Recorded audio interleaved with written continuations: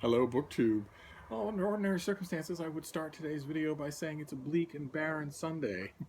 uh, in which, what I mean on this channel by that is that I get no free books in the mail. But it seems a little bit wrong to say that today, since the western half of the United States is currently burning in out of control wildfires, and Florida is currently being battered by a Category 4 hurricane. So it seems like, since it's a beautiful late spring day here in Boston, I should probably count my blessings and not complain about not getting free books in the mail.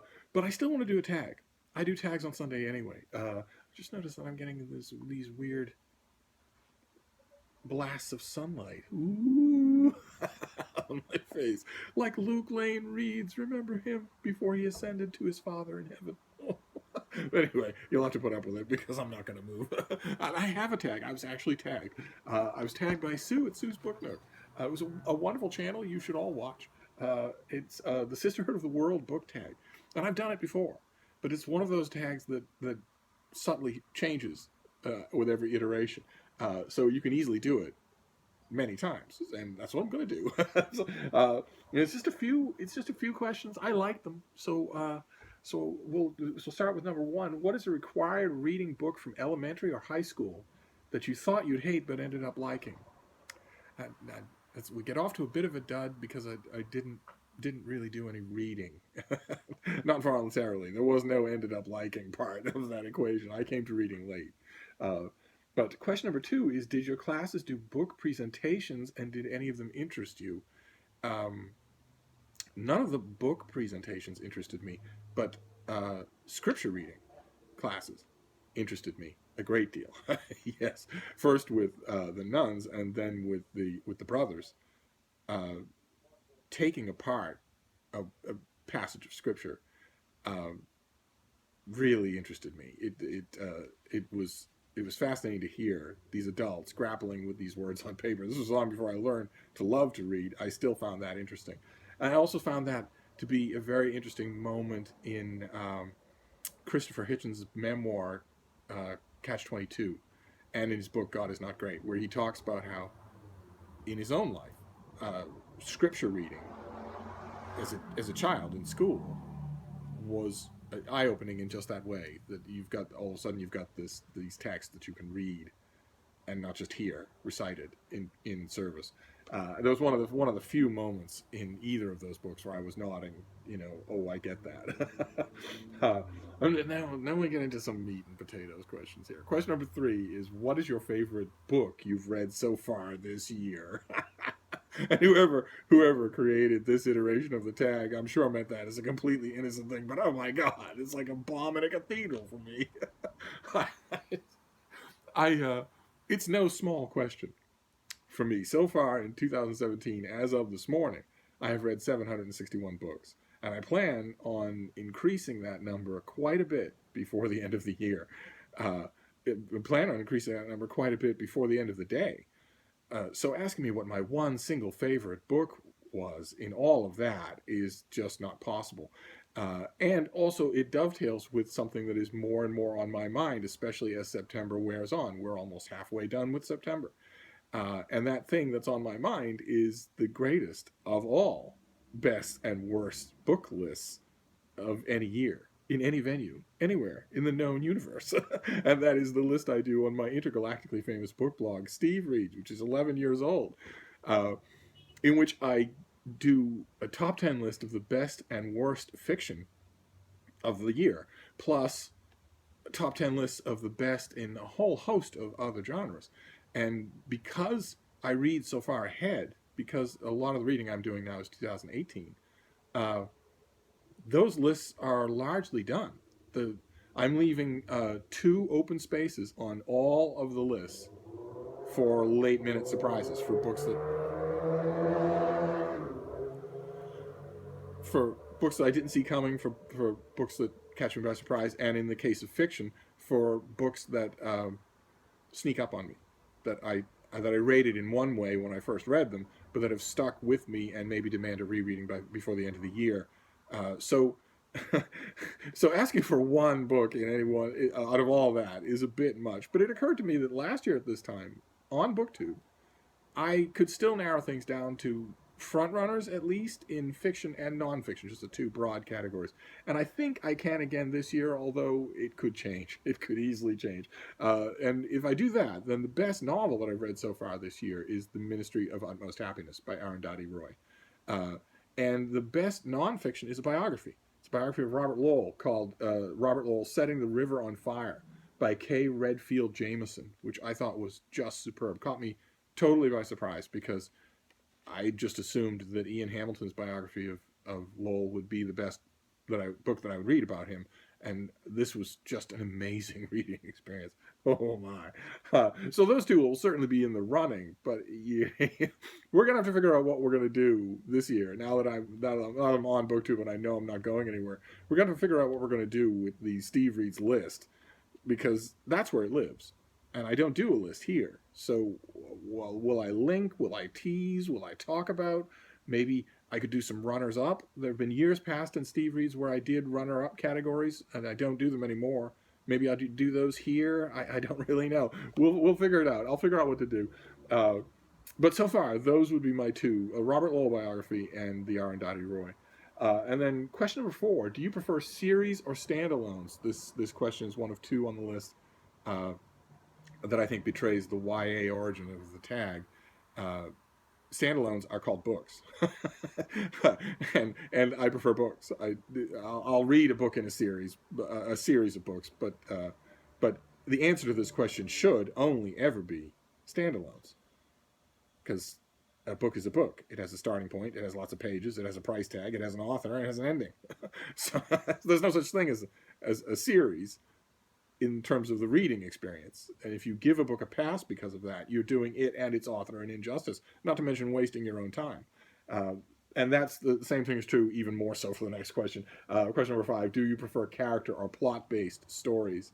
I know that people are answering this. Real readers are answering this question one way or another, and I see why, of course. Like Sue on her video says that she basically pays more attention to character than to plot. I'm sure if you were to ask Britta over at her channel, she would say more plot than character. But in neither one of those cases, nor in any case, should it be that the premise of the question, the YA premise of the question, is that whether it's plot or character will be it. Oh, this is a plot-driven book. Oh, this is a character-driven book. And I don't like that, or I do like that, when the question is the quality of the book. And that the reason why it's standalone or series, werewolves or vampires, character or plot, when it's a YA-centric question, is because there isn't any quality in most of YA. So that might as well be taken off the table. You might as well talk instead about the reason why you're coming to the book or the series. That sort of bugs me. I can answer the question myself. I, of course, lean more towards plot, only in terms because I lean more towards structure. I want a book to have structure. I want it to feel like the author is telling me a story that they have carefully prepared. Because if they're not, well, I can do that. Anyway, let's move on. We've got some meaty stuff here. Question number 6: where is your favorite place to read? My favorite place to read is propped up on pillows in bed, in the other room, and my favorite place to write is right here on this couch. But propped up on pillows in bed reading, that's under a green shaded lamp. Sleeping dogs, or in my current case, just one sleeping dog. And no interruptions at all. Just a quiet little book cell. That's my favorite place to read. Although I should repeat what I've said in videos before this, which is that I will happily read anywhere. Now that I have a ton of books on my phone, so I'll happily read anywhere. But that's my favorite place. It's where I do the bulk of my reading, because I read all night long. Question number 7: what are the last 5 BookTube videos that you've watched? I watch a lot of BookTube videos, but I drew the line sort of artificially so that I could answer this question. And the odd thing is that out of these 5, a bunch are BookTubers who don't watch my channel, which is kind of weird because BookTube prides itself on being a community, and yet there are all these insular sub communities. But we'll start off with a channel doesn't watch my channel, but I watch his and love it, and I think you all do too. It's Neil Griffiths, who did a video on called Primary Texts, in which he talks about what he refers to as his internal canon. Do I go back to the primary texts of, in this case, the history of philosophy, that I haven't read? I've read about them. I've read secondary and tertiary sources, books about them, discussions of them, tearing apart them, arguments with them, but I haven't actually read them themselves. I just have the gist of them. Should I go back and read them? Made the astonishing mention in this video that he's never read Aristotle. And I'm assuming that means even in an English translation. Never read any substantial amount of Aristotle. Also mentioned that a big gap is David Hume. Would never have guessed that. And he talks about how is reading those primary texts actually a thing that's worth your time to do? Or is it mainly an exercise in historical relativism? You're reading Aristotle and Plato, and you're encountering mentions of slaves.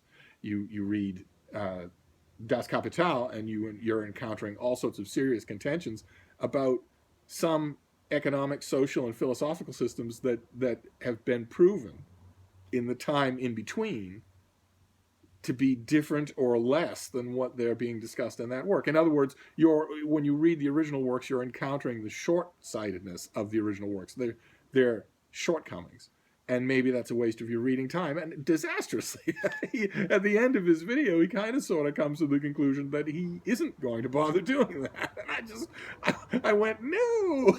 I went, no, at the video, because if you do that, then you're relying on other people to convey to you the gist of these things. I would much rather know what Neil Griffiths thinks about David Hume or Locke or Hobbes or Aristotle.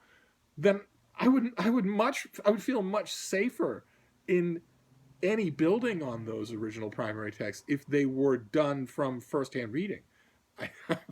Although I can kind of see the sense of maybe not going back and dragging yourself through. I mean, Das Kapital is enormous. But anyway, it was absolutely fascinating. I'm sure you all watch him already, but I'll leave a link to him and all these other channels down below. Then I watched Luukash on his channel. He did a video called Do Stereotypes Exist, in which he talks about system justification theory. He's getting into the meat and potatoes of his dissertation, of his higher study on political psychology. And it shows me, I mean, I was doubtful when he first talked about it. I was like, oh, really? Sure, don't want to do a play along. but he makes it come alive. It gave me a hint of the kind of teacher he's going to be. And it made me happy for his students. And I couldn't help but notice that in the thumbnail of his video, he's doing this gesture. And right next to him in my video feed for BookTube is Neil Griffiths doing this gesture. In Lukash's case, and Neil's is just, I remember my sainted Ma always used to say, the ones with the big brains, they're burning the oil. Yes. And then the next one, another booktuber who doesn't watch my channel, but I watch his and I highly recommend it, is Simon Savidge, who did just a random book roundup of stuff that he's read lately, talked about it in that wonderful chatty way that he has, and it was a sort of a gap-filled roundup, because he's a judge for the Costa Book Award, and that's been the bulk of his reading. But he's done a lot of other reading too, and he wanted to talk about that without tipping his hand about the award. That was absolutely fascinating. And then number 4 is Dee Dee at Brown Girl Reading, who did an August wrap up and talked about The Luminaries by Eleanor Catton, which you can see above me here. And it was great to hear her reactions to reading. It's a big, lush 19th century pastiche novel that I really like. So I was kind of glad that it met with her approval. And then the last one is RichardsonReads, who is on his channel. I'm sure you all know about it, but I'll link it anyway. He is going through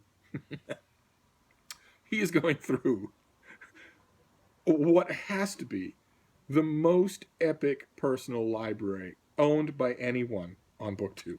It simply has to be. I think it's long since past that point. I don't think it has anywhere near any serious competition. I'm not to say, I mean, you know, there are all kinds of really, really well-read people on BookTube, but in terms of a personal library that just goes on and on and on, the books on your shelves, it's just astonishing. In this particular video, I wrote it down because if you don't leave a trail of breadcrumbs on this particular thread of his videos, you will get lost and never find your way back. This was Bookcase 4, Shelf 5, Part 3.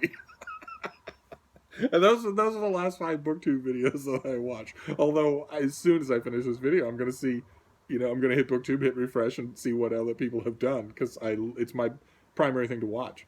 And then question number 8 is last 5 non-BookTube videos. And I watch a lot of those too, for all kinds of reasons. So I thought I'd just share them with you. The first one was Tom Daley, the Olympic diver, who a little while ago came out as a young gay man and recently married Dustin Lance Black, who's a very talented screenwriter. Just an amazing thing. His coming out video, he came out on video. And it went viral, and justifiably so, because it was someone just, you know, openly saying this to a gigantic fan base that could easily have turned on him, and they didn't, which was really nice. And he did a video on his channel called Hot and Sweaty. He went and got married, and he finished the latest big sporting event that he was competing in, and went on a honeymoon, and so fell off the training wagon. And I'd be willing to bet, I am reading between the lines here, but I'd be willing to bet that he fell further off the training wagon than he implies in the video. And this video was about him going back to the Olympic training facility and getting back into fighting trim with all of his teammates. And, you know, on one level, the video has self-evident appeal, because Tom Daley is not only a really good-looking young man, he's also really friendly. You get the definite impression. Unlike a lot of YouTube, he gives off a BookTube vibe. You get the definite impression that the person who's talking to the camera is the person you would meet in real life, and that's whether or not it's true. If that's true, it's really nice. It's not only that though. He also takes the time to make his videos visually fascinating. You go inside that training day, including under the water of the pools. He's a high diver, and it's visually amazing. Even if he were not interesting, and even if he looked like me, that video would still be fascinating for the glimpse it gives me of a world that I have no knowledge of at all. It's just fascinating, but well done. I mean, he has a very good visual eye for making the visual production of his video. And then number 2 is a video called Talk Beliefs, a very earnest young man who investigates questions of religion. And he takes the train. I recognize the tracks. I didn't recognize the train looked brand new, very comfortable, not like it when I was on it. He took the train out to Siberia. Oh, you look out the window. He actually shows a few frames of it. You look out the window and it's just endless tundra, just going on flat and featureless forever, until you think that you've gone insane and that you never actually left Moscow. He takes a train out to Siberia. The video is called "Interviewing the Son of God," and he goes out to the incredibly distant wilds of Siberia to talk to the followers, the thousands and thousands of followers of, and maybe even, and he ends up interviewing a man in Siberia who believes that he is Jesus Christ. He believes he's a new incarnation of Jesus Christ, that he's the Son of God. And he has 10,000 people who believe it and who gather for religious ceremonies, and in which he appears to them and talks to them. And he surprised this young man by agreeing to an interview, in a room, just on microphone, and talking with a translator, which, and this young man is not there to judge him. He's not there to attack him. I was watching the video and saying, why does the Son of God need a translator? That was the very first thing I thought. Also, he shows up, he walks towards, they see him out the window coming towards the interview room, walking through the rain with an umbrella. Why would the Son of God need an umbrella? why would the rain touch him if he didn't want it to? But I was willing to give the benefit of the doubt. I was willing to listen, just like this kid was. And then what is almost the first thing out of this fraud's mouth? That homosexuality is evil, that it's not to be tolerated, that everyone who engages in it, thinks about it, leans towards it, is evil and is to be punished. And it's also ridiculous, so utterly ridiculous, that the almighty, formless, shapeless, and omnipotent ruler of the universe would care whether or not two men kiss each other. It's just for a minute I was curious, and then the video reminded me all of this stuff, all of it is just 4th century darkness. And it doesn't matter what denomination it is, it doesn't matter what new clothes it takes on, it has the same aim every single time, and that is, you're different from me, you're going to hell, and I'm going to help you get there. You're a woman, you have dark skin, you're a man who likes to kiss other men. No, absolutely not. God says you're evil. Just naturally, if someone is dressing in what he thinks is a 1st century Judean garb, of course it doesn't look anything like that, and if this man, looking the way he does, had showed up in 1st century Judea, he himself would have been stoned to death as some sort of weird alien.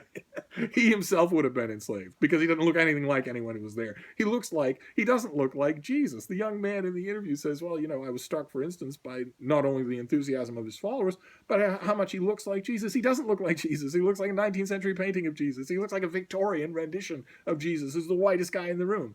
Long hair, peaceful face. It was frustrating, but in an interesting way. And then the next one was the a cappella group Home Free. They're amazing. They're absolutely incredible. And they did a rendition of the country music song God Blessed Texas. And they did it as Hurricane Harvey relief. 100% of the proceeds are going to a couple of relief organizations in Texas to help with the victims of Hurricane Harvey. And the video, it splices between them doing the song in the recording studio and footage of all kinds of rescue efforts going on while the rain was still pounding down. And it's amazing. Just amazing. I highly recommend it. They're wonderful anyway. And then the fourth one, was a little clip from Star Trek Deep Space Nine. It's totally out of context. I ran across it at random. I will put the link down below. You don't need to know what's going on in the episode, because after a few seconds you're going to know what's going on in the clip, and that will give you a very good idea of what was going on in the episode. But I will say this, for those, especially those of you who happen to know the episode, the series, the Star Trek world, this little clip underscores one essential fact of Star Trek. We all need a Klingon in our lives. And then the last one, the last non-BookTube clip I watch it semi-regularly when I need a boost, and it gives every single time, and that is the great No Man's Land moment from the Wonder Woman movie, where she's in the trenches and she's told, look, we can't win every battle. The reason it's called No Man's Land is because there's machine guns trained on every inch of it. You can't go out there. No one can. And in the moment in the trenches, she immediately turns from Steve Trevor, the man who tells her that. She immediately turns from him and starts getting ready to go out there. There's no hesitation. There's no dark night of the soul. There's no maundering or anything like that. It's just, no, that's what I'm going to do. And she does, and it's incredible. It's an amazing, amazing moment. I wish that it were a little bit more intense. The Wonder Woman in the movie is not quite powerful enough for my taste, but it's still a great moment. And it deserves the praise that it's got, I think. And then let's see, the next one is the last question. That's number 9. If you could live in any world with any character, which world would it be and who would the characters be? And I'm going to cheat here a little, because the question doesn't say fictional world. It doesn't say fictional characters either. So I would live in this world. I would live right here in this world, this beautiful world full of cell phones and cheap everything and more equality and moral balance than any age has had before it, no matter how many flaws it has. I would live in this world, and I would live in my world now here at Hyde Cottage with nice rooms and full of books and and plenty of comfort. And the people I would have here are characters, definitely, but they're not fictional characters. They're all people in my life who aren't here anymore. One particular author, one particular literary critic, my fat little basset hound, who just died in the spring, and one other dog who wouldn't like her, but I'd still want him here, and my sainted ma, and just that, just that would be my answer to this question. I would live here. This would be the world, and those would be the people, and I would have them here, and I wouldn't set an end date. Just soak it up. And that's it. That is the Sisterhood of the World book tag. And also for me to do is tag people. I want to tag, let's see, Just One Reader. I want to tag Convinio. I want to tag Brian at Brian's Book Bastion. I want to tag RichardsonReads, who I mentioned in this video. I want to tag Peg. Peg has decided that doing a whole tag, just question after question after question, not really her style. So who knows how long or which parts of this she'll do, but I'm eager to hear it anyway, no matter how she does it. I tag the Medieval Reader, and just because into every life a little rain must fall, I also tag Nathan James. I'm sorry, BookTube. And that's it. That is the bleak and barren Sunday tag, but it's not a bleak and barren Sunday. It's actually a beautiful, sunny, calm, peaceful, warm day. So, unlike the rest of the country. So I'll sign off now. I'm sorry for the hideous video length, and I'll see you soon. Thank you, BookTube.